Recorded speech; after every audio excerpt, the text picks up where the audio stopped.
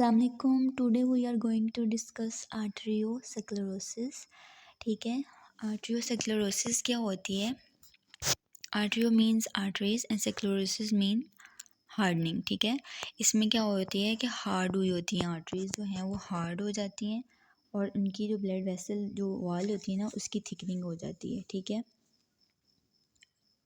So it means hard artery due to thickening of blood vessel wall. ठीक है, इसके 3 patterns होते हैं. एक तो होता है एथेरोस्क्लेरोसिस, एक होता है arteriolosclerosis and third one is Monckeberg medial calcific sclerosis. ठीक है, so first one is atherosclerosis.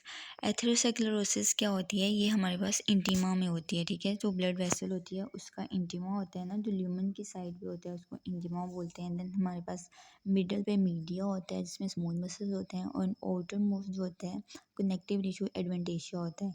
तो एथेरोस्क्लेरोसिस किसको अफेक्ट करती है? इंटीमा को. ठीक है, इंटीमा में क्या होता है? प्लेक डेवलपमेंट हो जाती है. उसकी वजह से क्या होता है?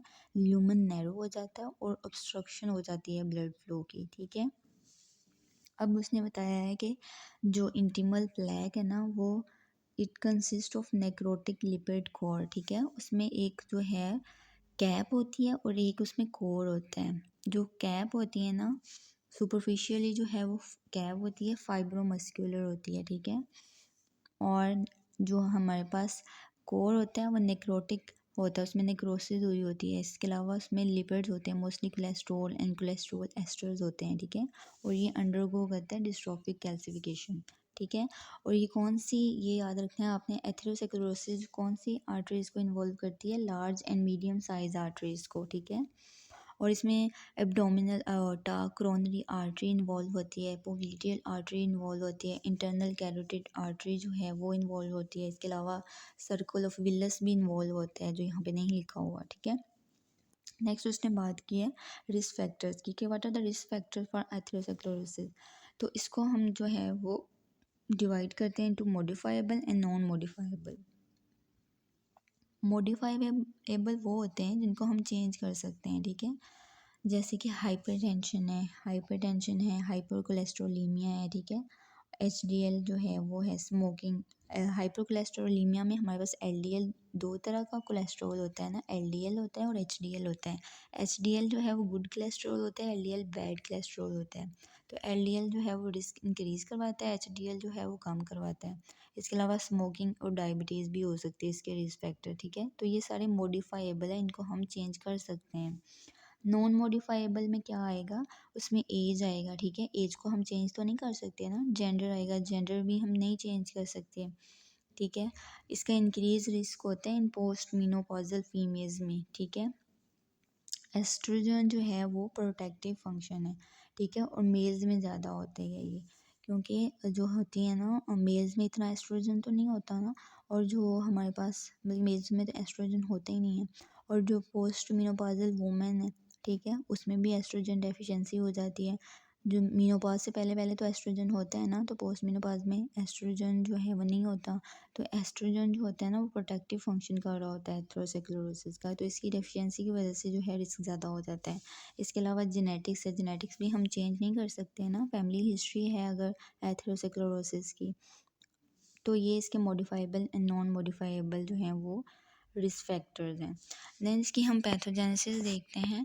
पैथोजेनेसिस क्या होती है कि सबसे पहले डैमेज होता है to endothelium, allows lipids to leak into the intima. For example हमारे पास हाइपर कोलेस्ट्रोलीमिया ही था. ठीक है, रिस्क फैक्टर था, उसने क्या किया, उसने डैमेज कर देना है एंडोथेलियम को. ठीक है, अब लिवर ने क्या करना है, उसने ब्लड से क्या होना है, उसने क्रॉस करके आ जाना है इनटू द इंटीमा में. ठीक है, इंटीमा में आके उसने क्या करना है, ऑक्सीडाइज हो जाना है. ठीक है, और वहाँ पे जो मैक्रोफेजेस हैं उन्होंने उसको खा लेना है. ठीक है, स्क्वेंच कर लेना उनको, और रिजल्टेंट क्या होगा, वो वाले मैक्रोफेजेस जो हैं वो फॉर्म सेल्स बन जाएंगे.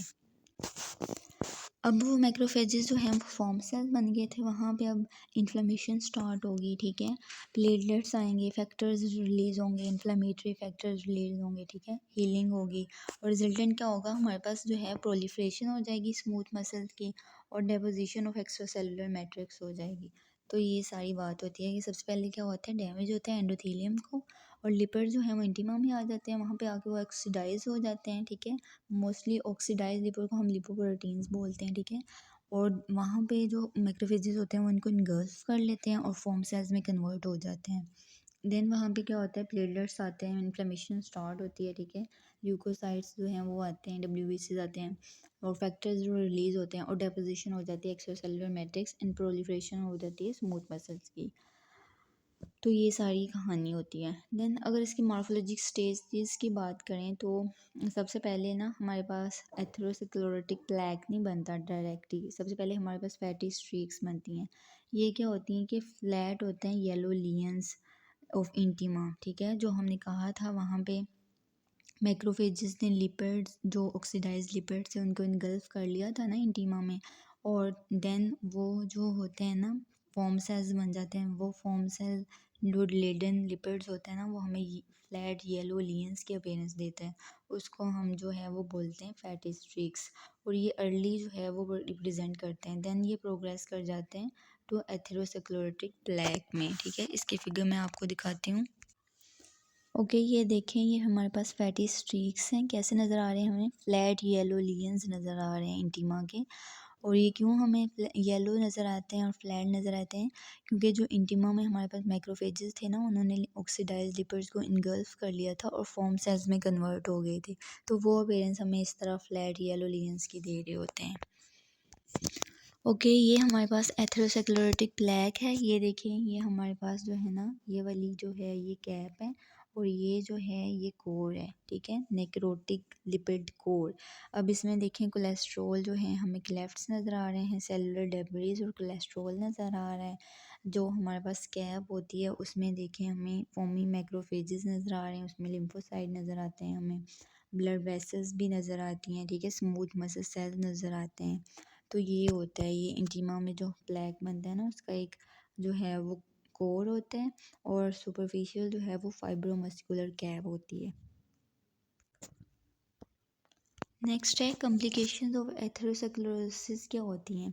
देखिए स्टेनोसिस हो जाएगा मीडियम साइज वेसल का, जिसकी वजह से क्या होगी, इम्पेयर ब्लड फ्लो होगा और इस्कीमिया होगा, जिसकी वजह से क्या होगा, पेरिफेरल वास्कुलर डिजीज़ हो जाएगी, ठीक है। ज़ाहिर है जिस जगह को जो है वो ब्लड नहीं जाएगा तो वहाँ पे वास्कुलर डिजीज़ हो जाएगी ना। अगर हमारे पास पोप्लीटियल आर्टरीज़ को नहीं जा रहा तो फिर हमारे पास क्या होगा, पेरिफेरल वास्कुलर डिजीज़ हो जाएगी। इसी तरह अगर कोरोनरी आर्टरीज़ को ब्लड नहीं जा रहा तो एंजाइना हो जाएगा।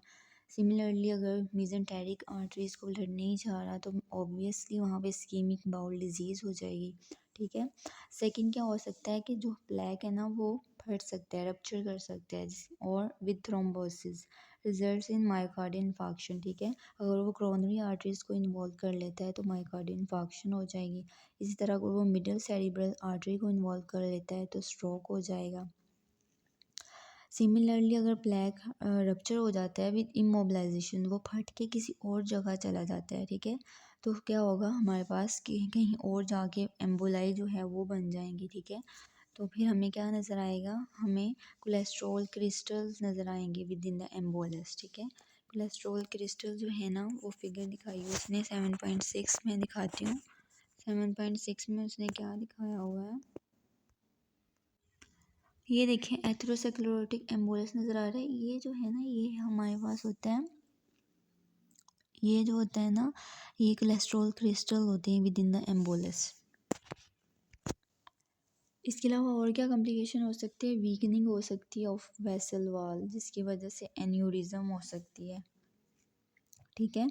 इंटीमा में हमारे पास प्लैक बन गया है तो उसकी वजह से क्या होगा, जो हमारे पास मिडल पे होता है, मीडिया होता है, वहाँ पे स्मूथ मसल होते हैं, उनको भी ब्लड सप्लाई चाहिए होती है, ठीक है। तो अगर उनको ब्लड सप्लाई नहीं जाएगी ड्यू टू जो इंटीमा की वजह से, इंटीमा में प्लैक पड़ा हुआ है, ल्यूमन नैरो हो गया है, ब्लड सप्लाई नहीं जा रही उसको, तो वीकनिंग हो जाएगी वेसल वाल की, और रिजल्टेंट क्या होगा, एन्यूरिज्म हो जाएगी, डायलिटेशन हो जाएगी वेसल की, ठीक है। तो this is all about arteriosclerosis, atherosclerosis, ठीक है। नेक्स्ट हम इंशाल्लाह arteriolosclerosis and Monckeberg medial calcific sclerosis पढ़ेंगे।